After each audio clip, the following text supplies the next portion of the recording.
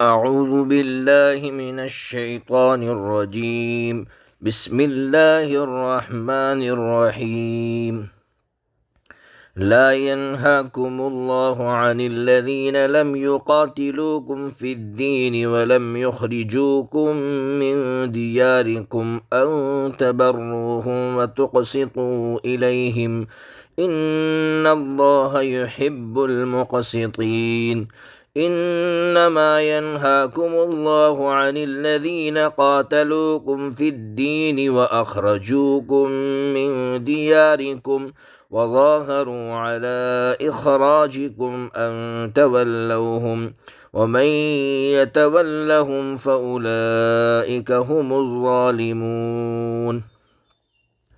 یہ سورہ ممتحنہ چل رہی ہے۔ سورہ ممتحنہ کی آیت نمبر 8 اور آیت نمبر 9 آپ کے سامنے پڑھی ہے۔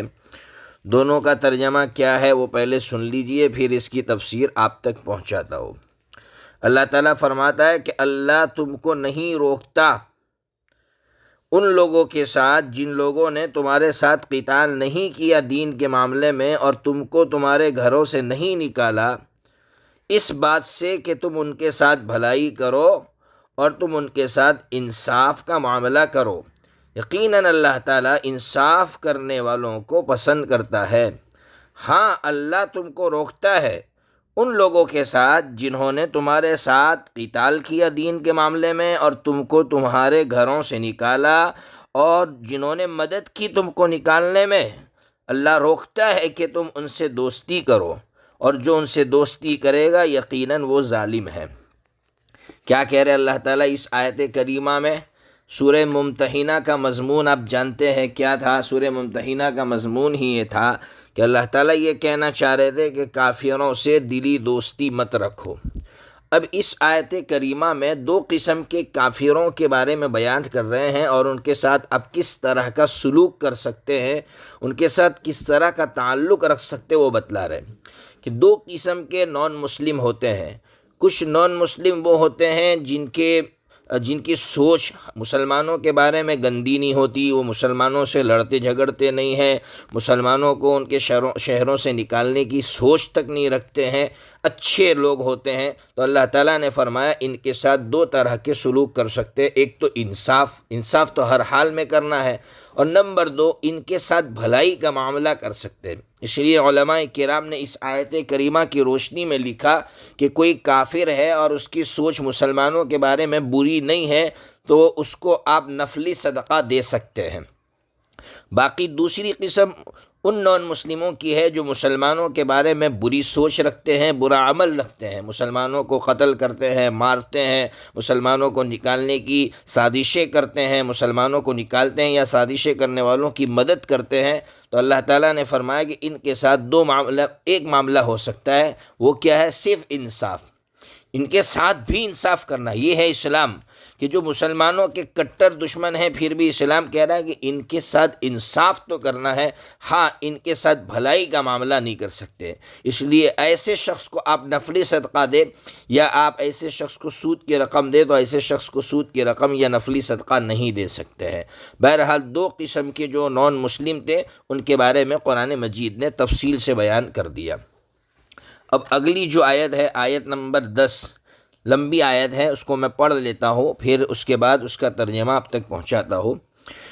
یا ایھا الذین آمنوا اذا جاءکم المؤمنات مہاجرات فامتحنوہن اللہ اعلم بإیمانہن فإن علمتموہن مؤمنات فلا ترجعوہن إلی الكفار لا هن حل لهم ولا هم يحلون لهن وآتوهم ما أنفقوا ولا جناح عليكم أن تنكحوهن إذا آتيتموهن أجورهن ولا تمسكوا بعصم الكوافر واسألوا ما أنفقتم وليسألوا ما أنفقوا ذلكم حكم الله يحكم بينكم والله عليم حكيم۔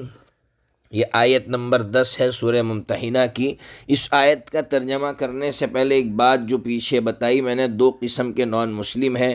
ایک بات یاد رکھنا ہے، دونوں قسم کے نان مسلم سے دلی دوستی تو نہیں ہو سکتی ہے، دلی دوستی کی اجازت تو بالکل نہیں ہو سکتی ہے، اور ان کی مذہبی رسومات میں شرکت تو بالکل نہیں ہو سکتی ہے۔ باقی کیا کر سکتے ہیں وہ قرآن مجید نے بیان کر دی۔ اب ترجمہ سنیے۔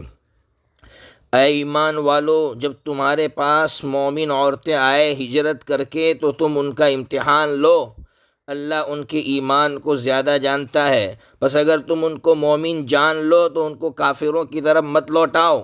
یہ عورتیں ان کافروں کے لیے حلال نہیں ہیں اور یہ کافر ان عورتوں کے لیے حلال نہیں ہیں، اور تم ان کافروں کو دے دو وہ جو انہوں نے خرچ کیا، اور تم پر کوئی حرج نہیں ہے کہ تم ان عورتوں کے ساتھ نکاح کر لو جب تم ان کو ان کا مہر دے دو، اور تم کافر بیویوں کو مت روکے رکھو، اور تم مانگ لو وہ جو تم نے خرچ کیا ہے، اور وہ مانگ لے جو انہوں نے خرچ کیا ہے۔ یہ اللہ کا حکم ہے، اللہ تمہارے درمیان میں فیصلہ کرتا ہے، اللہ جاننے والا ہے، حکمت والا ہے۔ ان آیات کو یا اس پوری بڑی آیت کو سمجھنے سے پہلے آپ کو یہ سمجھنا ہوگا کہ صلح حدیبیہ کے موقع پر مسلمان اور نان مسلم کے درمیان میں 4 شرائط پر صلح ہوئی تھی۔ 4 شرائط میں ایک شرط نان مسلمین نے یہ رکھی تھی کہ ہمارا کوئی شخص آپ کے پاس آ جائے تو آپ کو واپس کرنا ہوگا، لیکن آپ کا یعنی مسلمانوں کا کوئی شخص کوئی فرد ہمارے پاس آ جائے گا تو ہم واپس نہیں کریں گے۔ آپ سوچئے کتنی یعنی خطرناک شرط تھی، پھر بھی نبی پاک صلی اللہ تعالیٰ علیہ وسلم نے اس کو منظور فرمایا تھا۔ اس آیت کریمہ میں اس بات کی وضاحت کی جا رہی ہے کہ یہ جو شرط تھی اس میں عورتیں داخل نہیں ہیں۔ ظاہر سی بات ہے، کیا مطلب؟ اگر کوئی عورت دارالحرب سے یعنی نان مسلمین کا جو ملک ہے وہاں سے ہجرت کر کے ایمان لا کر اگر یہاں آ جاتی ہے تو اب اس عورت کو واپس نہیں کیا جائے گا۔ یہ عورت اس شرط کے اندر داخل نہیں ہے، اس شرط سے باہر ہے۔ اس لیے اب آگے فرمایا کہ یہ عورت جب یہاں آ گئی ہجرت کر کے تو حضور پاک صلی اللہ تعالیٰ علیہ وسلم سے اللہ تعالیٰ فرما رہے پہلے ان کا امتحان لو۔ امتحان کا مطلب ان سے پوچھ لو کہ تم یہ ہجرت کر کے جو آئی ہو تو کس مقصد سے آئی ہو، ایمان لا کر کہ پھر اور کوئی مقصد ہے؟ اگر وہ کہے کہ نہیں میں اس اچھے مقصد سے ہجرت کر کے آئی ہو تو پھر ان کے ایمان کو معتبر مانو، باقی دل سے مومن ہے یا نہیں ہے تو اللہ فرما رہے وہ تو ہم جانتے ہیں، تمہیں اس میں پڑھنے کی ضرورت نہیں ہے۔ جب تمہیں معلوم ہو جائے کہ ایمان لائی ہے، ہجرت اس نے اس مقصد سے کیا ہے، تو اب اس کو واپس نہیں کر سکتے۔ یہ عورت ان کافروں کے لیے حلال نہیں ہے۔ اور نبی پاک صلی اللہ تعالیٰ علیہ وسلم کے ذریعے سے اللہ نے پوری امت کو یہ آگے جو میسیج دیا وہ یہ میسیج دیا ہے کہ چونکہ ان کی بیوی یہاں آ گئی ہے، دیکھیے اسلام کتنا انصاف پرور مذہب ہے کہ ان کی بیوی یہاں آ گئی ہے تو انہوں نے چونکہ اس کو مہر دیا تھا تو خرچ کیا، مہر بھی تو پیسہ ہے، خرچ کیا ہے، تو یہاں کوئی شخص اگر اس عورت سے نکاح کر لے تو اس کو چاہیے کہ اس کافر تک اس کا مہر پہنچا دے، اس کا جو خرچ کیا ہوا پیسہ ہے وہ پہنچا دے۔ اسی طرح اس کا الٹا ہو گیا ہے۔ کیا الٹا ہو گیا ہے؟ اگر یہاں مسلمانوں کے ملک میں سے کوئی عورت جو کافرہ تھی وہ یہاں سے چلی گئی، اس لیے کہ اب وہ حلال نہیں، حکم آ گیا کہ کافرہ عورت سے نکاح حلال نہیں ہے، اب وہ عورت وہاں چلی گئی ہو تو مسلمان کو چاہیے کہ وہاں سے پیسے لے لے، چونکہ بھائی اس نے بھی تو خرچ کیا ہے اس پر مہر، تو جو نان مسلم شخص کے پاس جا کر اس نے نکاح کیا یا اس کے پاس رہی ہے تو اس کے پاس سے وہ مہر مانگ لے۔ یہ ہے اللہ کا حکم، اللہ تمہارے درمیان میں فیصلہ کرتا ہے۔ اب یہ حکم بعد میں باقی رہا نہیں رہا وہ الگ مسئلہ ہے، اس کے بعد یہ حکم ختم ہو گیا۔ اب اگلی آیت سمجھیے، اب آپ کو اچھی طرح سمجھ میں آ گیا ہوگا کہ یہ جو صلح کی شرط تھی اس میں عورتیں شامل نہیں تھی، اور پھر آگے یہ بھی بتا دیا کہ وہ عورت جو دارالحرب سے یعنی نان مسلمین کے ملک سے یہاں آ گئی ہے تو پھر کیا کرنا ہے، اس کے جو پہلا شوہر تھا اس شوہر تک جو ہے مہر پہنچا دی جائے، کچھ پیسے جو اس نے خرچ کیے وہ پہنچا دیے جائے، اور اگر اس کا الٹا ہوا ہے تو پھر اللہ تبارک و تعالیٰ نے فرما دیا کہ مسلمان کو چاہیے کہ اس نان مسلم تک رقم پہنچا دے۔ جی، مسلمان کو چاہیے کہ وہاں سے رقم لے لے۔ اب کیا کہہ رہے ہیں اللہ تعالیٰ آگے؟ وَإِن فَاتَكُمْ شَيْءٌ مِّنْ أَزْوَاجِكُمْ إِلَى الْكُفَّارِ فَعَاقَبْتُمْ فآتوا الذین ذهبت ازواجهم مثل ما انفقوا واتقوا اللہ الذی انتم به مؤمنون۔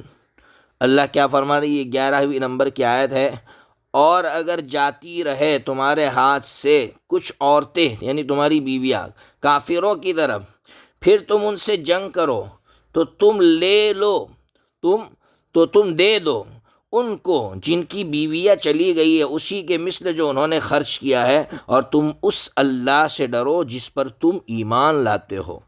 کیا کہہ رہے؟ ابھی میں نے آپ کو بتایا کہ کسی مسلمان کی بیوی جو کافرہ تھی، پہلے کافرہ عورت کے ساتھ نکاح جائز تھا، اب یہ کافرہ عورت چلی گئی وہاں دارالحرب میں، نان مسلمین کے ملک میں، جس کے پاس گئی ہے اس نے پیسے نہیں دیے، تو اب بیچارے یہ مسلمان کا تو نقصان ہوا، تو اس نقصان کی بھرپائی تلافی کیسے ہو؟ تو اللہ تبارک و تعالیٰ نے اس کی شکل بیان فرمائی ہے۔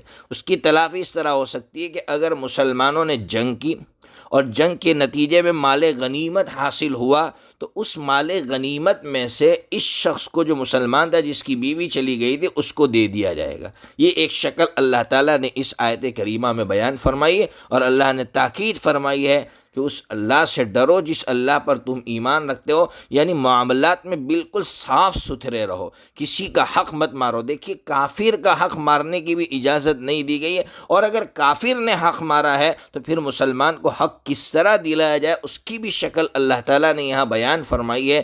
اس سے اسلام کی حقانیت سامنے آتی ہے کہ اسلام کتنا پیارا اور برحق مذہب ہے کہ اسلام نے کسی نان مسلم کے حق کو بھی تلف کرنے کی اجازت نہیں دی ہے۔ اب اگلی آیت دیکھیے، میں زیادہ تفصیل اس لیے نہیں بیان کرتا ہوں کہ آیت کریمہ کیا کہہ رہی، بس اتنا کافی ہے ہمارے لیے۔ اگلی آیت 12 نمبر کی ہے، قرآن کیا کہہ رہا ہے؟ یا ایہا النبی اذا جاءک المؤمنات یبایعنک علی الا یشرکن باللہ شیئا ولا يسرقن ولا يزنين ولا يقتلن أولادهن ولا يأتين ببهتان يفترينه بين أيديهن وأرجلهن ولا يعصينك في معروف فبايعهن واستغفر لهن الله إن الله غفور رحيم۔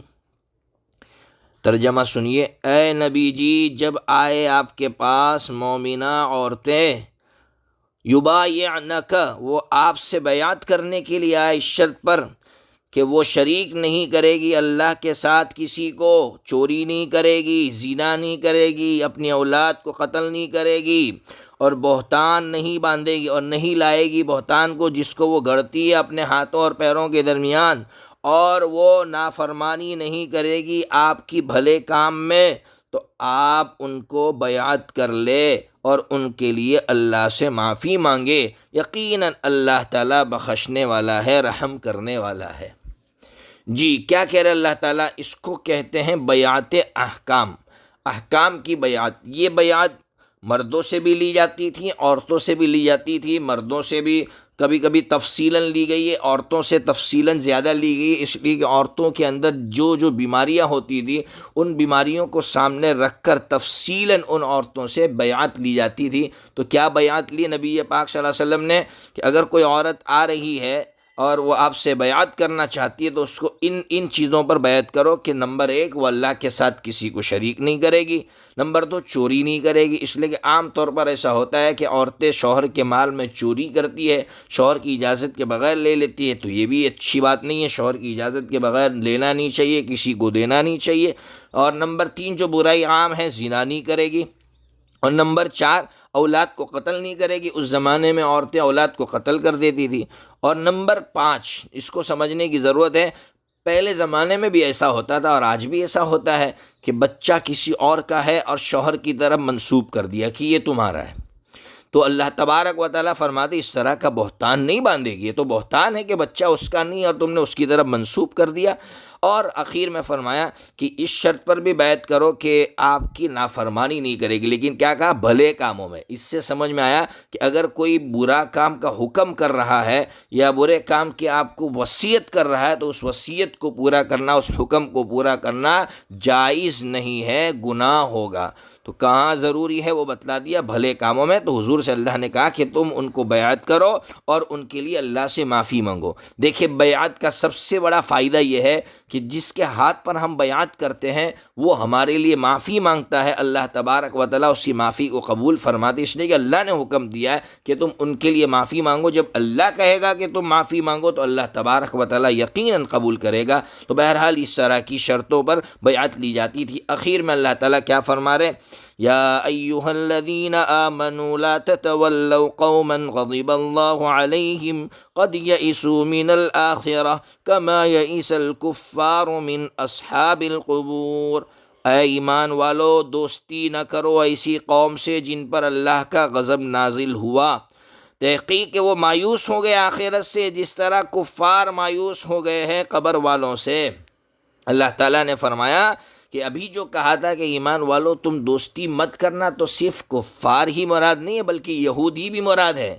اس لیے کہ یہودیوں پر اللہ کا غضب نازل ہوا تو اللہ تعالیٰ نے اس آیت میں وضاحت فرمائی ہے کہ صرف یہ جو کفار ہیں، جو مشرکین ہیں، انہی کے ساتھ دوستی نہ کرنے کا حکم نہیں، بلکہ یہودیوں کے ساتھ بھی دوستی مت کرو۔ کیوں؟ اس لیے کہ ان کے اندر بھی یہ بیماری ہے کہ وہ بھی آخرت سے مایوس ہو گئے۔ جب تم دوستی کرو گے تو تمہارے اندر بھی یہ بیماری پیدا ہو جائے گی۔ جب آپ بروں کے ساتھ دوستی کرو گے تو ان کے برے عقائد آپ کے اندر منتقل ہوں گے۔ فرمایا جس طرح کافروں کا یہ حال ہے کہ وہ اصحاب قبور سے مایوس ہو گئے، یعنی کیا مطلب؟ ایک مطلب تو یہ ہے کہ ان کو یقین ہو گیا کہ جو شخص مر گیا ہے اب اس کے جو ہے یقیناً اس کو عذاب ہونے والا ہے، یا دوسرا مطلب یہ ہے کہ انسان دوبارہ زندہ نہیں ہوگا، وہ اس طرح مایوس ہو گئے۔ تو اس طرح کے برے عقائد آپ کے اندر بھی پیدا ہوں گے۔ اللہ تبارک و تعالیٰ سے دعا کرے کہ اللہ تبارک و تعالیٰ ان احکامات پر ہمیں عمل کرنے کی توفیق عطا فرمائے۔